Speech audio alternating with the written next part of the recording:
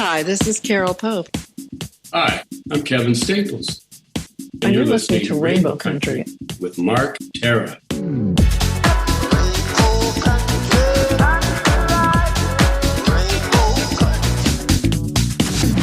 The views and opinions expressed on the following program are those of the persons appearing on the program. Today on Rainbow Country, new documentary, new space, new year. Make Me Famous, a new documentary about the visual art scene in 80s New York City.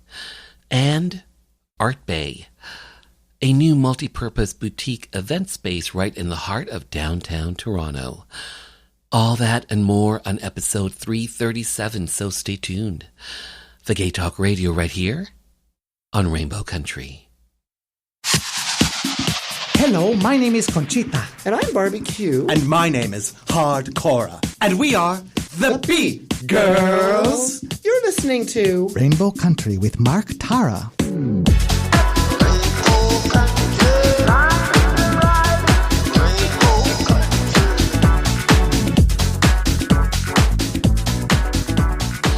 Well, hello and welcome to a brand new journey through Rainbow Country. As I like to call it, a little gay radio show working to give voice to the LGBT community and beyond. And as always, I am your tour guide through Rainbow Country. I'm producer and host, Mark Tara. By the way, Rainbow Country originates from CIUT-FM in Toronto and now proudly in syndication on 12 outlets across Canada, from coast to coast to coast. The Yukon, British Columbia, Saskatchewan, Manitoba, the east coast of Canada in Newfoundland, Ontario, even down to Buffalo, New York, and online. Well, thanks to you tuning in, streaming, downloading, but ultimately listening.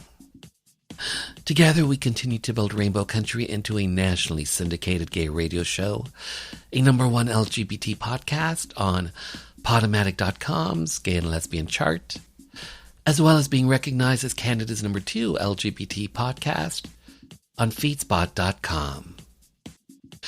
So today, there's a new documentary that's playing at Hot Docs in Toronto from January 20th to February 1st. Make Me Famous, a documentary about the visual art scene in 80s New York City.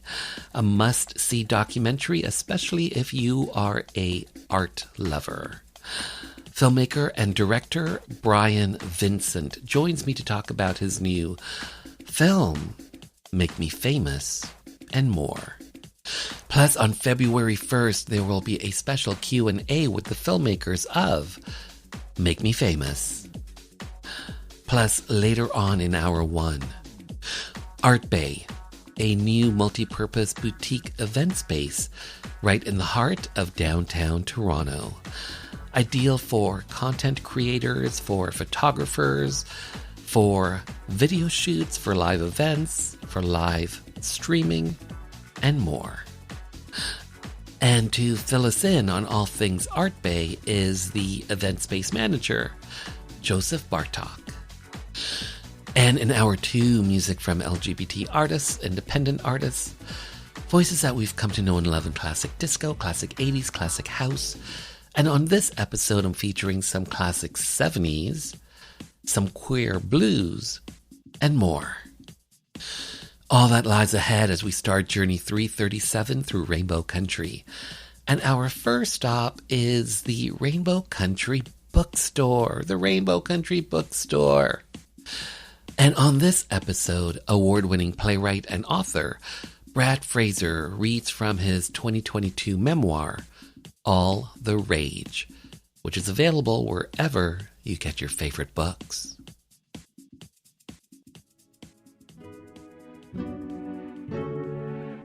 That autumn, Kate left town to do a show, and Tad sublet his place and moved in with me. One autumn night after leaving the club with Richard, the three of us went for a bite at a nearby restaurant. Afterwards, we took a shortcut through the alley that ran next to the Odeon Theatre. By the time we were partway up the alley, we realized we were being followed by 4 men about our age. We shared a quick look and quickened our step. Our pursuers did the same. saying they were going to take Tad's fleece-lined leather coat off him. Tad said to them, "Come on, guys, we don't need any trouble." They laughed. We could hear them whispering, "Faggots, cocksuckers, why are you walking so fast? Scared?" We were terrified. We were also 3 guys who worked out, and they didn't look all that big. Just as we emerged from the alley across the street from the Hudson's Bay store, they rushed us. I could feel adrenaline flushing through my system. My father didn't teach me much in my childhood, but he did teach me how to put up a guard and throw a punch, and I started roaring insults at them in my most demonic voice. I blocked a couple of punches and slapped my attacker away just as I heard Tad call my name. 2 of them were moving in on him. Richard was holding his own with his attacker, landing a few decent blows, so I punched one of Tad's assailants in the side of the head. He made a pained noise, and amazingly, they all took off. As we walked up Jasper Avenue, we were sky high with our victory, giddy and shaky. We dropped Richard off at his place and continued on to mine. As we passed under the dark shadow of the old train overpass that used to cross Jasper Avenue just west of 109th Street, we became aware of footsteps behind us. Our hearts sank. The whispering started again. The quartet was back, and now we were just 2. Eventually, I ended up at the gay bar. I checked my parka and sidled up to the bar. There were more staff than patrons, but I wasn't there for company. As I ordered my usual Labatt's Blue, I caught the eye of an emaciated older man in an expensive leather coat staring at me from the other side of the square bar. Something about him seemed familiar. He smiled. It was Benny, my old fuckbud Benny, the beautiful muscle man with a fat uncut cock, melon-like ass cheeks, and girlishly smooth skin. It was obvious he was in the late stages of AIDS. As I moved around the bar to greet him, I tried to hide my shock behind a surprised smile, but he saw right through it. As we hugged, he said, "It's okay." And that was the extent of our conversation about his health. I took the stool next to his as he looked me over with a smile, saying, "You're all right?" I nodded. "Good," he said. "Some of the guys I fucked with, they're not all right." Having no idea how to respond, I said, "It's good to see you. You too. When I first got sick, I was laid up for a while, but I read about you when I started traveling again." Something hit me. "What happened to your accent?" Benny always had that sexy Texan twang. I remembered what he'd told me about himself in our first few meetings, born in Texas, a couple of brothers, worked at something to do with the steel industry, sales maybe, had a life partner who was much younger, and a brother who'd gotten into drug trouble in South America. Benny said, "Everything I told you about myself is a lie." He went on to explain to me he wasn't from Texas. He was from someplace in the Maritimes, and he didn't work in the steel industry. He worked for a major coke cartel that was smuggling blow into the country. I was so gobsmacked. Most people have an alter ego, but queer people in those days often had many identities, mostly forged out of necessity. We did what we had to do in order to survive. Nonetheless, when he was done, all I could do was gape at him. I said, "Everything?" He said, "Except the stuff about my partner. That was real." I had no idea what to say. Benny said, "All those condos and apartments we fucked in were safe houses.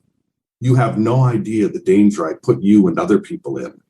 I had some pretty nasty people after my ass." I shook my head in shock. He put his hand over mine. It was cool, already slightly dead.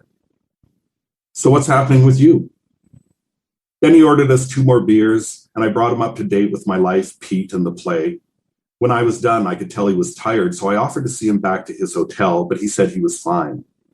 He got off the stool to hug me, and I could feel the bones move loosely beneath his skin like the last few pretzel sticks in a nearly empty bag. Benny said, "Don't waste a minute." I kissed him quickly.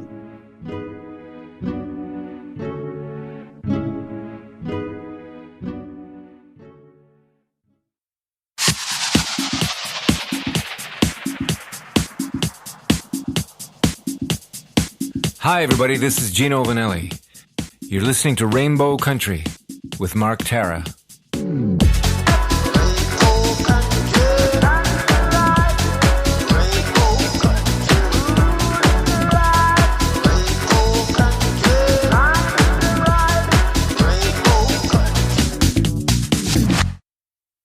Up next, Make Me Famous.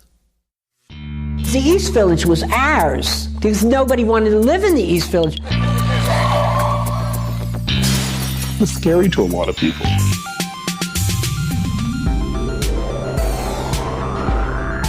Edward Brzezinski was really an East Village artist.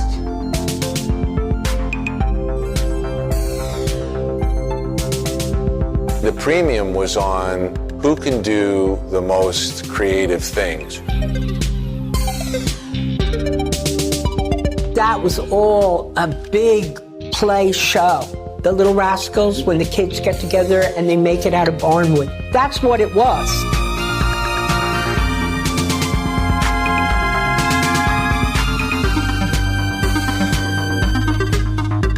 Of course, the thing I most know him for was eating a donut out of Robert Gober's display at Paula Cooper. You're not supposed to do that. It was our piece of work. I know there was a quota of how many pieces of work you could have in your life, and then eventually you'd have to edit when they got too many. But we don't know how he died, huh? Or if he's dead. Or if he's dead. Why, there's no body? Where's the body? Nobody found the body? Edouard Brzezinski? I had said, no, there's no way he could still be alive. Maybe that implies that he didn't die. Do you think that Edward is capable of faking his death to the art world? Who cares about his painting? The mystery of Edward Brzezinski, I think, is the story. Brian Vincent, hi, how are you? I'm very good, Mark. Thanks for having me on Rainbow Country. Oh, you are more than welcome. Thank you for being here to have your voice, your story be heard by the LGBT community and beyond. So thank you for that, especially to talk about Make Me Famous. Make me famous, please. Brian Vincent, make me famous. Me too. This is... Can we talk? This is a new documentary that's out now. This is your documentary that you made. Yes. It focuses essentially on the art scene in New York City in the 1980s. Talk to me about this movie, especially who you chose to focus on in the movie, in this documentary, Make Me Famous. Talk to me about this aspect of it. Okay. His name is Edward Brzezinski, and he's a painter. And I don't think that anyone is going to have heard of him. I hadn't when I got interested in him. And it just so happened that I saw his artwork, and I was so completely moved by it. And I had my first thought was, wow, I wonder why I've never heard of this guy. But it turned out that he was actually supported through the 80s. And I don't want to say supported necessarily. I mean collected by a waiter, a guy who was a performer and a waiter. But he basically spent all the money that he made working at Lincoln Center on buying Edward Brzezinski paintings. And Edward used to complain that his main benefactor was a waiter, which actually turned out to be a very good thing. But he was a very talented person who was a part of this incredible scene from the 1980s New York City scene, where everyone was broke, basically. And they had very little chance of getting their work seen. And so a whole bunch of them got together and they decided, well, we'll just make ourselves famous. And they took, storefronts that were all busted out in the Lower East Side and whatnot. And they would do shows there. They would sing and they would have painting and they would have Eric Bogosian, for instance, who did monologues. And so, what was happening was just an explosion of creativity where there wasn't money involved. And then all these incredible people came out of that, like Madonna and Basquiat, Keith Haring, Canada's own Richard Hambleton, who's also known as the Shadow Man. And Edward Brzezinski was one of those striving artists. And that really appealed to me. I thought, wow, I'd really love to tell a story that no one knows where it's going, you know? So I investigated Edward, and it took many years actually to do it. And I've come back to show what I found. So you had not heard of him before all of this until you just happened upon him.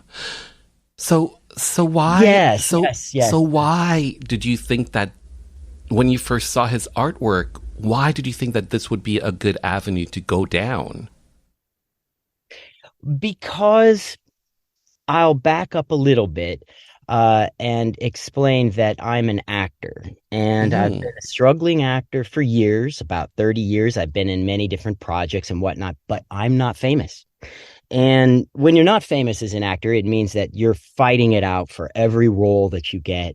You know, you're going into every single audition, and you're going to have to be the best of about 200, right? And so I was in between jobs, and I had always been interested in in painters and people who draw, because I like to draw the characters that I play as an actor. So I got obsessed with reading about art and whatnot. And then I, started reading about the 1980s New York City art scene. And I just got obsessed with reading all the books about it. And I happened to be at a waiter job, actually, when I was in between work. And that's when I met this collector, Lenny Kisco. And he had heard that I was obsessed with the 80s. And he told me, well, you have to come look at this artwork. And so when I went to go to Lenny's apartment, I was blown away because the work was just so good. And also because Lenny had Edward Brzezinski on every surface. And he was like, my precious, it was just, it was just absolutely engaging artwork, but also, who is this guy? So I've seen the documentary, I've seen the film. Well done. Congrats on getting a feature-length film done, let alone a documentary. So kudos to you. For me, this documentary works on multiple layers, because on one hand, you're talking about the art scene in New York City. On the other hand, you're talking about a visual artist's quest for fame, essentially, in Edward Brzezinski. And on another level, it becomes a death mystery. So how long did it take for you to research this movie and the way that it unfolds? How long did it take to research? Let's start there. Well, I try not to scare people too much about how long I worked on this project, but it was around 2012 when I really began in earnest studying everything I could about Edward. And you have to keep in mind, this was Edward was not on the internet. The only thing about him was very cursory. So I went to the community from the books that I had read about from the Lower East Side. I went to their shows, the gallerists, the artists that were still alive from the 80s. And I got to know them by asking about Edward. And even one time I went to an art critic's one-year memorial, René Ricard, the famous art critic. They had a memorial for him, and I met many people then. So basically, it was many, many years of research before we shot. We started filming it in 2015. And the way that the movie unfolds, talk to me about that aspect in regards to the last bit of the movie and how it essentially becomes a mystery in a sense. Yes. And did you think that was going to be the plan? Oh no, I had no idea. Part of the fun of investigating someone is that you're the only one reading this book that's unfolding in front of you, and then you have all this information. You say, how am I going to put this into a story? There were so many stories about Edward Brzezinski because he's multifaceted, and he's a type of person that has many stories about him. So when I discovered that Edward was not on the master death file here in America, as he should have been, and that there was an obituary about Edward, then I got really obsessed with trying to figure out what happened here. What is the deal? Is this guy alive or not? And so what I realized was that the obituary tells his career.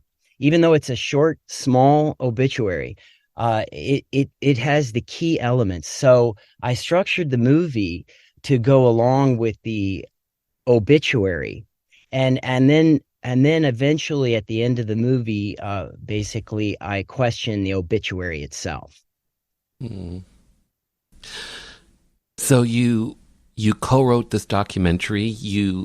It's a partnership between yourself and your wife. That's right. Yes. And she has just an incredible eye. So whenever I was editing and something wasn't quite working, she has an incredible eye to see when it isn't.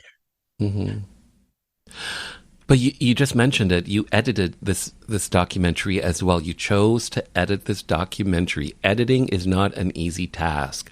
Why did you want to do that particular aspect of this documentary? Because it's challenging. Yes, it is. It's challenging. But there's so many elements to it, actually, that I didn't even really fully comprehend until I had done it. But I organized with an editor when I first started, and it was $1,000, I think, in the first week. And I said, well, maybe I'll figure this out. But truthfully, as well, I should add that I have worked at off and on at a pseudo TV studio for years. I wanted to be a filmmaker since 2010. I made many, many different web things that are corporate videos and stuff, and learned my craft that way. And I was able to edit it myself, basically because we had no money. Mm-hmm. And using your skills. Yes. YouTube can teach you anything, but yeah. Yes, I know. Trust me, I know. Yeah. So to me, a very important aspect of any creative endeavor is the title of something. Make Me Famous. Talk to me about the titling process, because this is not the original title. It was, I believe, the Brzezinski project. Yes. So how did you end up on Make Me Famous as the official title for this We ran through many different kinds of possible titles. The Brzezinski project, it was just intended always as, this story will tell me what its name is. And it finally said, hey, this is the name of this project.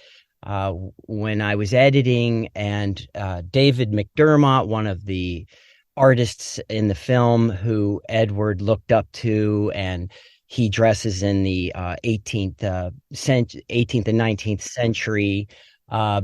He's in Ireland, and we're interviewing him there, and he says, I'm living away from New York now, and I don't have to chase on the wheel anymore. Make me famous so that I can have a life. And that just resonated so much. And I think it sounds pretty cool. Yeah, and he's quite the character. Oh, he is. And everyone in the Lower East Side too, I should add, there was an element of Make Me Famous. They were making themselves famous, but they were, some of them not making themselves famous. They were climbing all over each other. And in the pursuit. Yes, and Edward was one of them. Okay, so let's get arty. I know nothing about art, okay, but follow me on this. 1917. Mm-hmm. Urinal. Literally a urinal. Marcel Duchamp. And I believe this type of art is called conceptual art or expressionist art, where it's like, everyday items, and you display them in an artistic way. Fast forward to 2019, Comedian. That's the title, Comedian. And artwork by Italian artist Maurizio Catalan, I believe it is. And it says essentially, in 2019, Comedian is a yellow banana duct tape to a wall. And maybe you remember this, maybe you don't. But that sold for $120,000 US. So in Make Me Famous, you chronicle Edward Brzezinski's run-in with a donut from another visual artist, Robert Gober. Talk to me about Edward Brzezinski's run-in with a donut that was part of a conceptual artist installation by Robert Gober. What happened? This was really the original banana, and after the event that I'm about to describe transpired, Robert Gober's donuts sold somewhere in the range of $250,000. Oh my God! But I could not get Robert Gober to do an interview. His schedule was very busy, even though I had spent so long doing this. And so eventually I went to MoMA, where he was doing a talkback, and I asked him from the audience about Edward, and he luckily. And this is all part of the documentary. That's right. Yes, it is. Well, Edward Brzezinski was a highly trained painter who trained in San Francisco, and he was very talented, and he was sort of classical even. And he had lots of different styles that he did with his painting, as painters often go into different venues and whatnot. But he didn't really think that conceptual art was up to snuff. I mean, he comes into a gallery, and there's a bag of donuts for sale for $7,000, right? And this was at a time when this conceptual art was going to move the art world in a whole new direction. And that's what it did, by the way. We're still in the conceptual art time. So Edward's style of neo-expressionism, which is what Basquiat does as well, it's all about passion, and it's sort of punk art. This was the sounding gun where, this isn't going to be about painting anymore. So anyway, Edward took a bite of the donut. And this is from the 80s, right? This happened in the 80s. This did happen in the 80s, yes. And it was the very end of the 80s. And Edward then was immediately taken to the hospital because Robert had treated the donuts to last forever. And this plays out in the documentary. Yes. I didn't know about all this when I started. As I said, it was really a surprise when I found it. But one of the things that was incredible to me about it was that this was really what Edward was known for. So, Brian, you are an actor, you are a filmmaker, you are a graduate of Juilliard. Talk to me about Juilliard. What did you study there?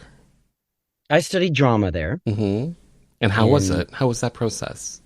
I loved it. You do a lot of classical plays there. Then you work with all kinds of playwrights. But I absolutely loved it. And what I learned there, above all else, was storytelling and how important each character is to the overall story. And so the training that I received at Juilliard, it directly transfers to things like editing and also actually I think interviewing people as well, because I understand as a performer what it's like when the lights are on, and these are artists. They're all not trained performers, and sometimes when you turn on the camera, they don't say the same things they did when when you first interviewed them. And that's when the Juilliard training kicks in, and I'm able to kind of convey some of the things I learned there to people. But I absolutely loved Juilliard. I went to school. Viola Davis was a year older than me. Carrie Preston, Dallas Roberts. Yeah, it was really just a wonderful thing to do. And for yourself, when did you realize that you wanted to be in the performing arts? When did this happen for you? I was in sports when I was younger, and I injured myself, but worse than the injury was that my eyesight went, and I was too stuck up to wear glasses. So anyway, I needed something to do with my time, and I had gone to see a lot of these plays and stuff, and I always loved the theater, but I was kind of delinquent, I guess, in a way. When I went to the auditions, I would make fun of people because I really wanted to be the one doing it. So one day I decided to go ahead and audition, and I had an incredible drama teacher who said, well, if you're done making fun of everyone, maybe you could come up on stage with us. And then I fell in love with the theater. So, quote, on a personal level, I'm an actor, and I've been a struggling actor for 30 years. And so I can relate to these feelings of not being famous and questioning whether I'm going to fail in my career. Unquote. That's a quote from yourself.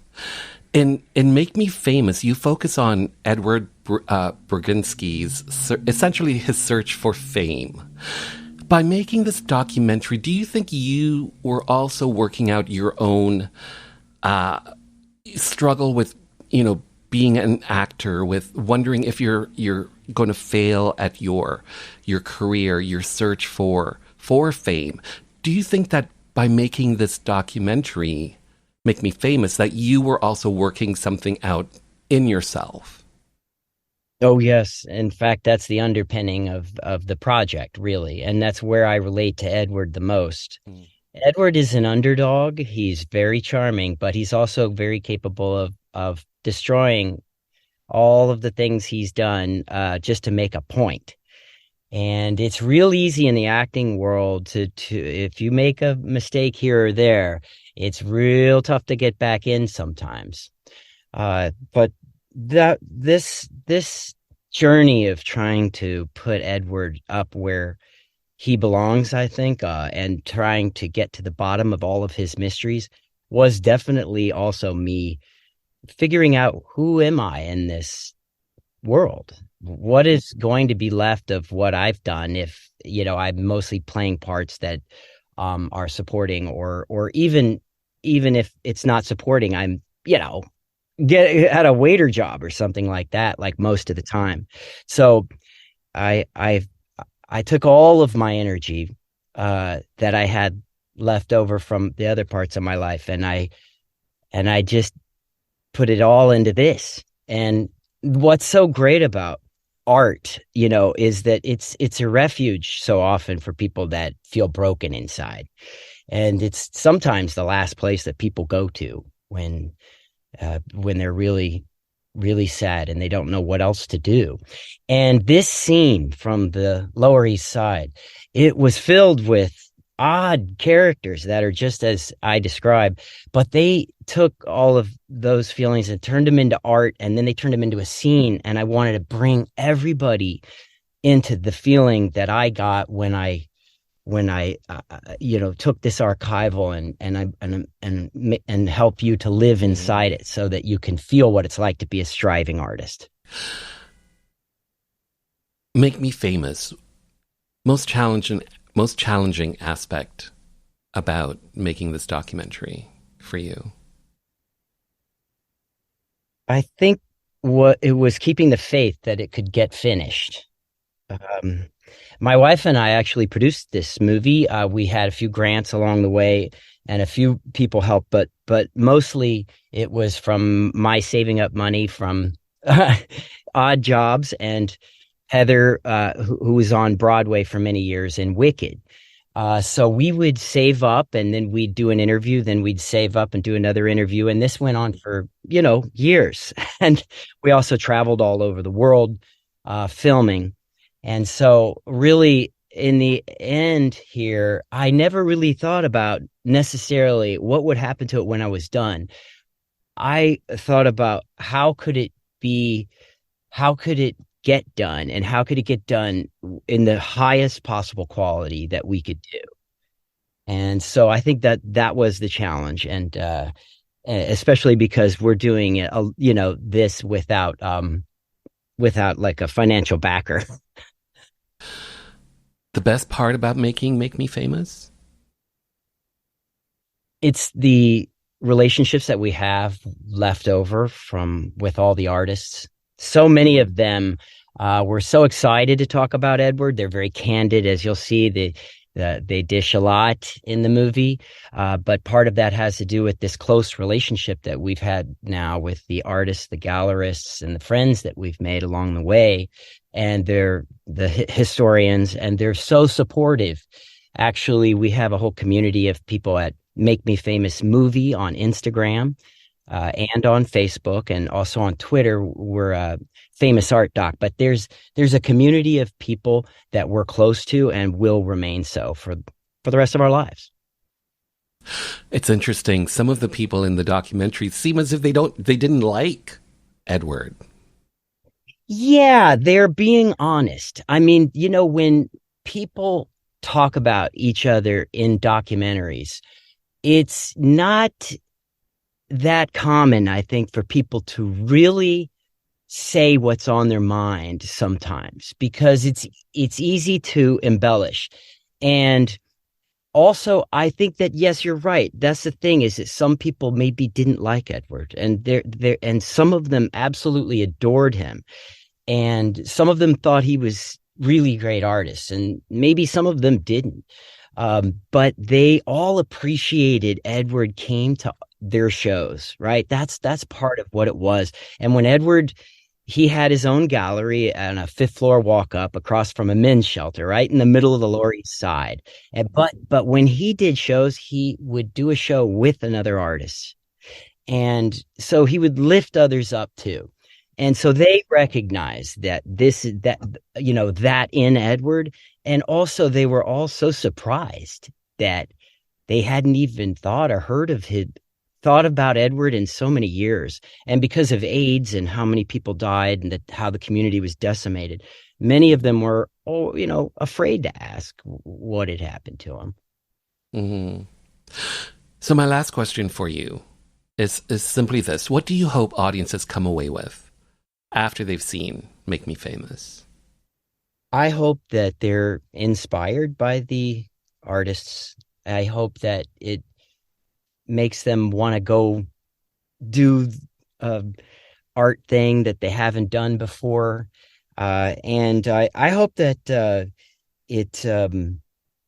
I hope it makes people remember that New York City was once a mecca for art, and that it only took a broke city to get there, and that anything can happen coming from urban decay, especially when the artists take over. Mm-hmm. Well said. Well said. Brian Vincent, well said, well done, well made. Congrats. Well, thank you, Mark. Thank you very much. And we so hope that people come and see it, and we'll be there. Heather and I'll be there to say hi from the 26th on. And we also have a Q&A on February 1st at 1:30. And you can meet Lenny Kisco there, who we talked a little bit about today, the collector. He's also Canadian. And you'll meet the Jeremiah Bornfield, who is the composer, and my wife, Heather Spoor, who's the producer. Well said. Thanks again for your time. Thanks for being on the show. Thanks, Mark. The East Village was ours because nobody wanted to live in the East Village. It's scary to a lot of people.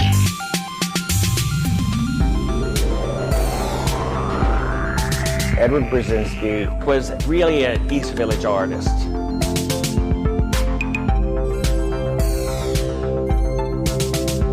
The premium was on who can do the most creative things.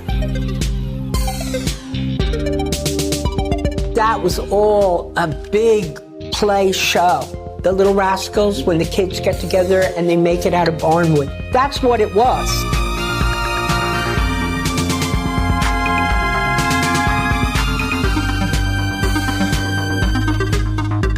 Of course, the thing I most know him for was eating a donut out of Robert Gober's display at Paula Cooper. You're not supposed to do that. It was our piece of work. I know there's a quota of how many pieces of work you could have in your life, and then eventually you'd have to edit when they got too many. But we don't know how he died, huh? Or if he's dead. Or if he's dead. Why, there's no body? Where's the body? Nobody found the body? Edouard Brzezinski. I had said, no, there's no way he could still be alive. Maybe that implies that he didn't die. Do you think that Edward is capable of faking his death to the art world? Who cares about his painting? The mystery of Edward Brzezinski, I think, is the story. Make Me Famous will be showing at Toronto's Hot Docs from January 20th to February 1st. And on February 1st, there will be a special Q&A with the filmmakers. For more information, simply Google Hot Docs Make Me Famous. Hi, this is Michael Anthony Alago, music executive, photographer, author, and you are listening to Rainbow Country with Mark Tara.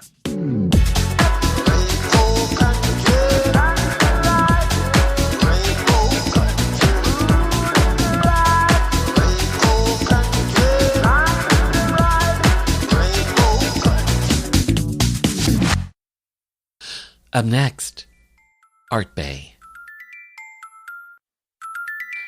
Joseph Bartok. Hi, how are you? I'm doing great. How about you? I am well. Okay, first of all, do you go by Joe or Joseph? Because I just called you Joseph. Yeah, it doesn't matter. Yeah, Joe is the most common thing, but yeah, I do like Joseph once in a while, and I feel, I don't know, it sounds more, I don't know. Professional? I don't know. Yeah, just it's not like just the regular Joe, so to speak. You feel special. Yeah, yes. Well, I have to say, thank you so much for being here to have your voice, your story be heard by the LGBT community and beyond. So thank you for that. Thank you for that, Joe. I appreciate your time, especially to talk about a multi-purpose space, a special events space, a space for photography, for videography, for live streaming, for YouTubers, for creators that are part of the LGBT community and more. Let's start here. And of course, I'm talking about a space called Art Bay, that's in the heart of downtown Toronto, essentially directly across the street from the Eden Center. If anybody has heard of across the street from the Eden Center, if anyone has heard of the Eden Center in Toronto, that's the location in the burning heart of the city. So let's start here. Art Bay. What is Art Bay, the space, all about? Okay. Well, yeah, thanks for all the kind words. Art Bay is, as you alluded to, a multi-disciplinary, I guess you could say, art space. So you mentioned a few of the things that we do. So anything from just general, say parties or gatherings, any sort of event. But then more specifically, when we get into the more artsy things, yeah, we've got the white background, the sort of the paper rolls to give it the infinity look for photo shoots, whether it's products or, models or humans or animals. So photo shoots, we have a cute little stage in the corner. It's not that little. It's about 10 by 10, I think, but it's got a 45-degree angle on the front. So it faces diagonally into the room or into the center of the room. And then on that stage, when you're on that stage, you are right in the corner of the building, and the building itself is on the northwest corner of Bay and Dundas. So when you're on that stage, you've got an incredible view of Dundas Square, all the lights and in particular the old Sam the Record Man signs that used to be on that old flagship store that used to exist just a little bit north of that intersection on Yonge Street. I believe it was the Mirvish family who rescued those signs and then paid to have them mounted up on this other building that's in Dundas Square. So you've got a clear view of those at night, which is really cool. So you can see that sign, the Sam the Record Man sign, that's part of Ryerson University now. You can see that sign? Is it there? Like I'm not sure who sort of owns them or paid for it, but yeah, they're visible, like especially at night. Excellent. It's like two large black vinyl records with these lights, that sort of move around. Yeah. And then below that, iconic. it really is. It's Sam, when you think about it, it's iconic Toronto, iconic Canadian, and then of course it's all to do with music. And people who are I guess, my age and perhaps a bit younger and certainly older than me, everybody remembers that store and loved going to that store. So it's pretty cool to have that little bit of nostalgia, in sight from our space. So I guess to get back to your question, what do we do there? So on that stage, any sort of performances where, there's a band, whether it's an artist doing a showcase or if it's an artist and we're doing a live stream of their performance, could be, sometimes, for example, we had a wonderful event for the Everybody on Stage theater group. It's their second anniversary, and they had 3 singers lined up on the stage, and we just ran the music off of a laptop. We've got a couple of different PA systems there. We've got what I call the smaller one, which is still pretty nice and loud and sounds great. Then we've got a more powerful system I think it's about 1,000 watts of power, not each side. I think about 500 watts per side. So certainly musical performances, another thing we do there. We also had our first comedy night, which was absolutely incredible. If you might remember from the photos, we've got the brick wallpaper, which looks very real. So a lot of people think it is real brick. But for comedy night, as you can imagine, that typical brick wall behind the comedian at the club. So we just put up one straight stand microphone, and the brick wallpaper was already there in the background. And they had about 5 comics, who did their skits were about 15 minutes each. And we had about 80 people in the room just seated facing the stage, and comedy night was absolutely incredible. What's the capacity of Art Bay? 80 people is I'd say nice and full, but also still comfortable. And then I should mention this too. We do have we refer to it as either the boardroom or could be considered an overflow room. That's another room that holds about another 20 to 25 people.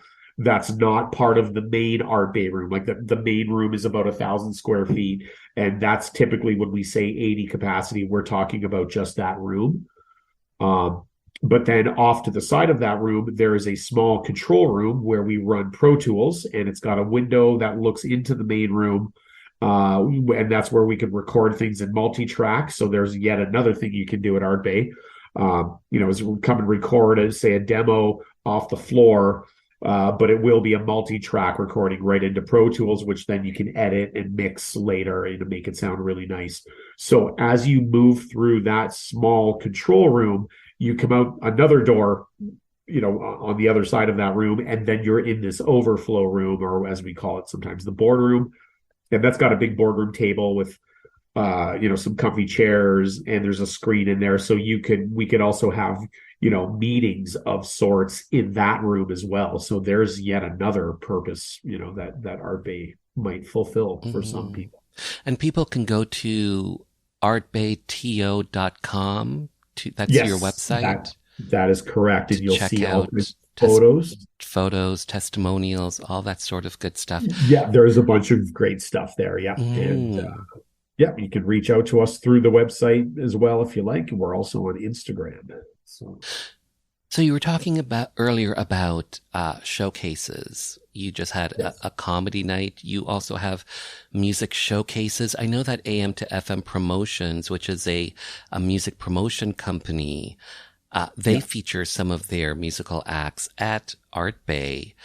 In regards to like live events, I'm not talking about like, a photo shoot or someone filming, like a YouTube segment or something like that. But in terms of like live events, what would you say Art Bay really shines when it comes to live events? What type of live events? Great question. Well, now that we've had our first official comedy night, I would say that is absolutely one of the best things. And prior to that, you probably wouldn't have thought that. Well, I've always wanted to have a comedy night. We just didn't. Yeah, we didn't. You just didn't know a lot of comics. Yeah, I didn't really go out and start to, network with people because I know a handful of people who are in the comedy world, but we are also listed on Peerspace, which is similar. It's like an Airbnb site, except for event spaces rather than accommodations. So we had somebody reach out to us on Peerspace who said, "Hey, I want to have a comedy night." And when I, saw that message, I was super happy, and that's how that came about. So we hope to have them back. The girl's name is Natalie, who runs it, and she is a comic herself, and she's absolutely hilarious. They were all hilariously excellent. But so I would say comedy night is definitely one of the front runners. Again, any small performance with an artist or a band, and I say small only because right now the red stage, which you would see in all of the photos and the videos that we have, the red stage, you can't quite fit an entire full band on there. Although at the last AM to FM event, the artist, her name was Isla Barker. She's absolutely incredible. She's from Winnipeg. She did choose to have her full band on there, which is only 3 other people. But there was not a full drum kit. So other than, the fact that there's, the stage isn't super huge, nonetheless having live, artists do their live performances off that stage. I would say that's one of the other key, sort of events that really allow Art Bay to shine.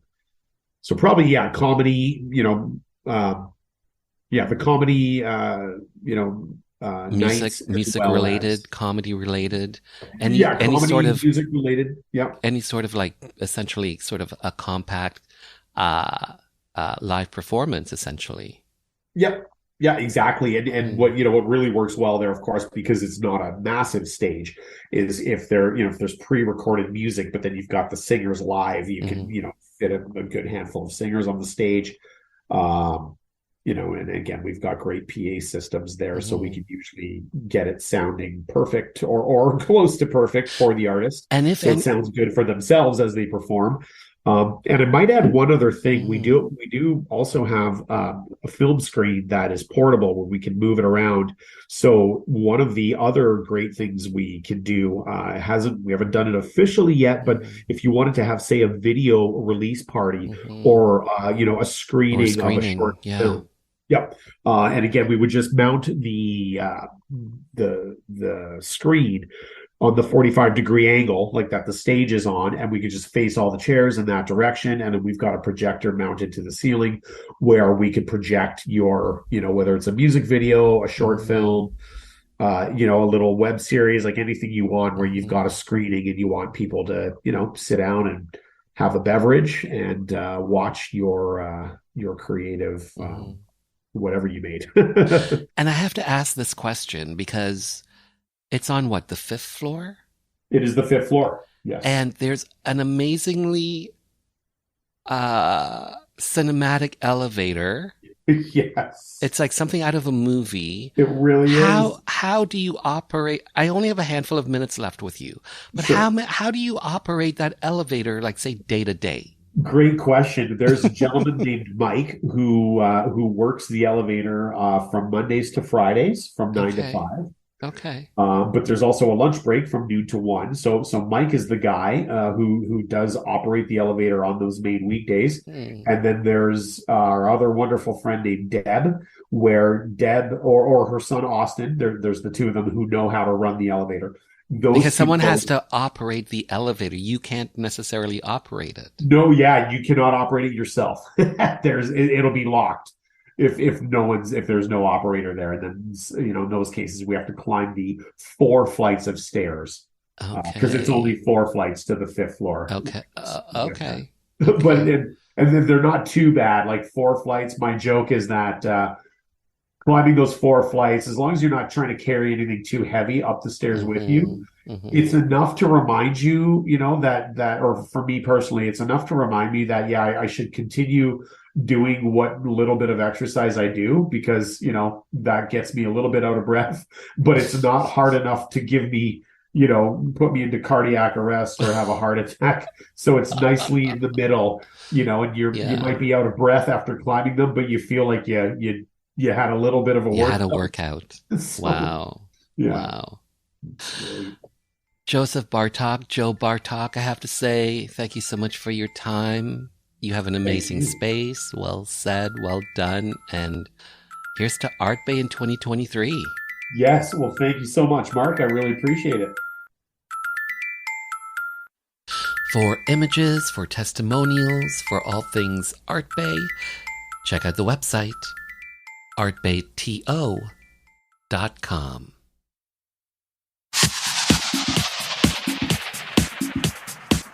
Hi, I'm Keegan Hurst, former professional rugby player, coach, raving homosexual, and you're listening to Rainbow Country with Mark Tara.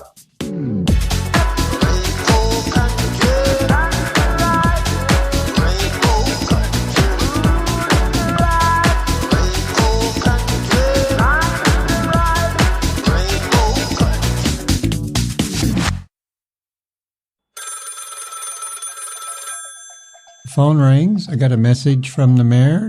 He's going to call me back the next day. I get the call, and he said, if you'd accept, we'd like to honor you with the key to the city. There was an event later that year in May. Just a key, right? Like, key to what? A decent job, a good singing career. It's really a metaphor, but it's history. So a reporter wants to talk to me and says, so it's a key, right? Like, what's the big deal? I said, well, not everybody gets the key. So I looked it up, and I guess it is kind of a big deal. The date, May 17th, 2018, when trans activist Susan Gapka made history by becoming the first trans woman to be presented with the key to the city of Toronto. By the way, past recipients include Rush and the Raptors.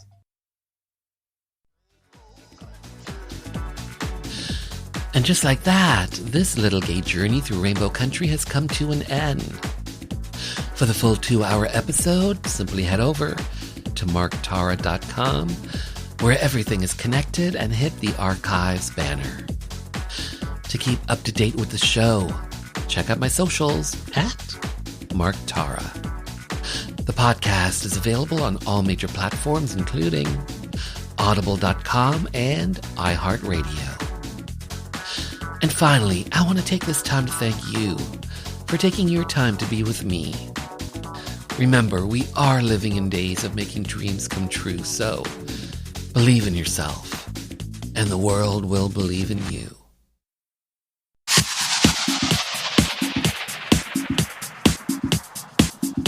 Hi, this is Police Constable Danielle Botno, also known as LGBT Cop, and you're listening to Rainbow Country with Mark Tara.